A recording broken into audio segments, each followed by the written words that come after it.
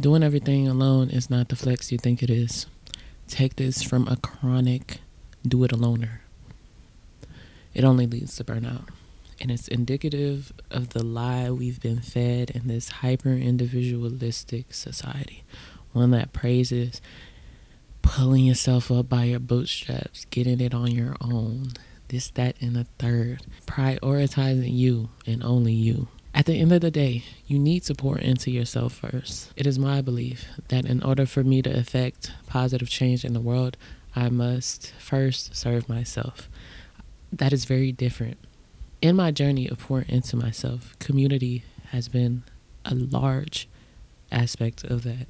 I've leaned on my community heavily as I've changed my life, honestly, like my internal life. I've surrounded myself with loving, caring, funny, intelligent people who embody the very change I was seeking in my own life, people who I love, people who I care for, people who I wish to do life with. Community is a necessary aspect of growth.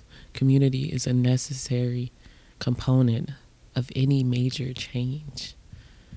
Like, even when we see these super notable figures throughout history, point to any notable figure, they have a team of heavy hitters behind them, holding them up, partnering with them in bringing whatever the vision is to life. It takes a village, as the African proverb says. It truly takes a village. Sustainable impact requires community. In the practical sense, I made a short film. It's called Sweet Potato Pie. It was my senior film, my first narrative short film, my first time directing 3 actors at once, my first time writing a story like that. So many firsts. My first time directing a full crew, my first time playing in film festivals, because we had the opportunity to play in 3 different ones. That was my first time asking for help, and I was so frightened to do so. Because previously, I had been accustomed to doing everything on my own. My previous projects, I was the one shooting, editing, directing, producing, writing, everything. Like, I did it all myself. But I was at a point where I was like, this ain't gonna work. 1, I was approaching a crazy burnout.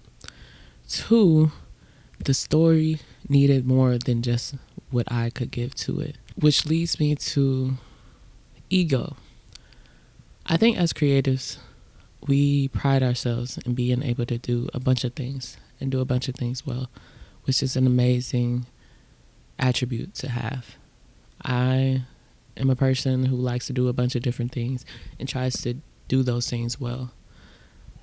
However, knowing how to do something on your own, being able to complete something on your own, just because you can do that doesn't mean you should.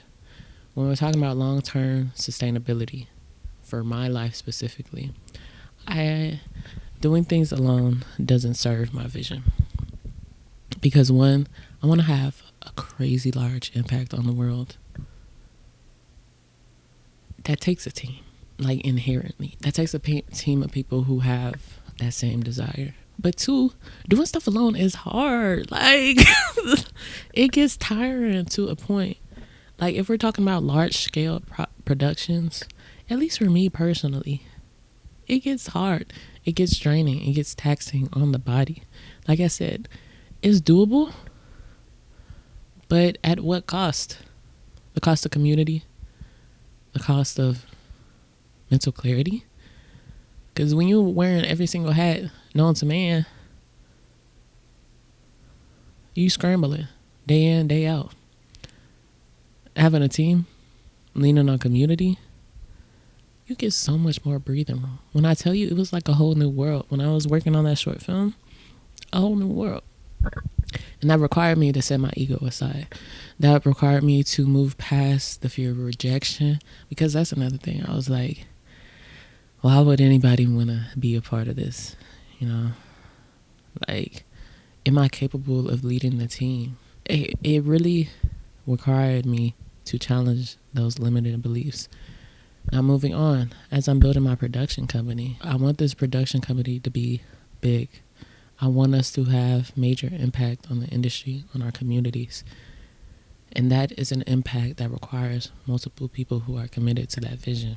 I hit that same fear of rejection, that idea that nobody would want to be a part of something I'm building. I had to get over that once again because the art requires it. The community needs it. But I want to go back to the artist and the ego of the artist. I want to caution us to not get hyped up by this hyper individualistic capitalistic society we live in, the one that praises those who get it on their own. Solitude is great in moderation. It is a necessary part of one's journey, necessary part of my journey. But there also came a time where I had to step outside, look at my neighbors, talk to them, see what interests them, what their goals are, and ultimately see how we could partner. We took a little journey on this video, but I say all that to say, stop trying to do stuff alone, because you're just going to keep staying in the same cycle of burnout, and that's not fun. You're going to spend more time burnt out and recovering from burnout instead of serving the world. So yeah, see you next time.